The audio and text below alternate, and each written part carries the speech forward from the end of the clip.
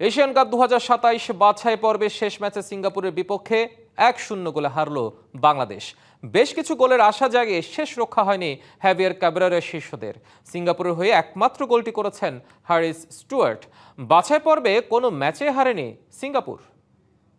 আর নাই, রেফারি জানিয়ে দিলেন সময় শেষ। হয়তো জয়ের হাসি নিয়ে শেষ করতে পারত বাংলাদেশ, তবে এদিন ম্যাচে ভাগ্যটা যেন সাথে ছিল না হামজা জামালদের। শুরু থেকে শেষ পর্যন্ত অ্যাটাকিং ফুটবলই ছিল লাল সবুজদের, তবে খুঁজে পাওয়া যায়নি বাংলাদেশের প্রতিপক্ষের জালে শট নেওয়ার মতো কাউকে। উল্টো রক্ষণের ভুলে প্রথমার্ধেই গোল হজম করে বাংলাদেশ। বাংলাদেশের জালেই গোল। দুই পরিবর্তন নিয়ে সিঙ্গাপুরের বিপক্ষে মাঠে নামে ক্যাব্রেরা শিষ্যরা। একাদশে ফিরেন মোরসালিন আর মিতুল, তবে সেভাবে জ্বলে উঠতে পারেননি তারা। উল্টো প্রথমার্ধে 31 মিনিটে কাউন্টারে উঠে আসে স্বাগতিকরা। ইকসান ফান্দের পাস থেকে নিখুঁত শটে বল জালে জড়ান হ্যারিস স্টুয়ার্ট। দেখিয়েছিলেন প্রথমে মিতুল মার্মা। পিছিয়ে পড়ার পর দ্বিতীয়ার্ধে বদলে যায় বাংলাদেশের চেহারা। প্রেসিং ফুটবল, দুই প্রান্ত থেকে আক্রমণ, গোল শোধের প্রচেষ্টায় মরিয়া বাংলাদেশ। কি ছিল না ম্যাচটাতে? গোলের খোঁজে 61 মিনিটে ফাহিমের জায়গায় নামানো হয় শাহরিয়ার ইমনকে, এরপর 72 মিনিটে ফাহিমকে।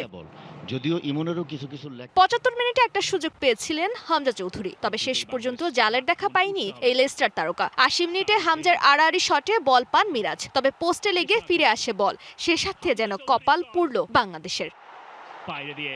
শেষ দিকে আরেকবার চেষ্টা করেন সমিত সোম, তবে বল জালে জড়াতে পারেননি। এরপর যোগ করা 4 মিনিটেও আর কিছু বদলায়নি। ফলাফল 1-0 ব্যবধানে হার। এর আগে জুনে ঢাকায় প্রথম লিগে 2-1 গোলে হেরেছিল বাংলাদেশ। নিজেদের খেলা গ্রুপ পর্বের ম্যাচে কোনো ম্যাচে হারেনি সিঙ্গাপুর। ফারজানা জাহান প্রিয়া, ডিবিসি নিউজ ডেস্ক। 200-র বেশি সার্ভিস ও ফিচারে লেনদেনের সব বিকাশ অ্যাপে সম্ভব।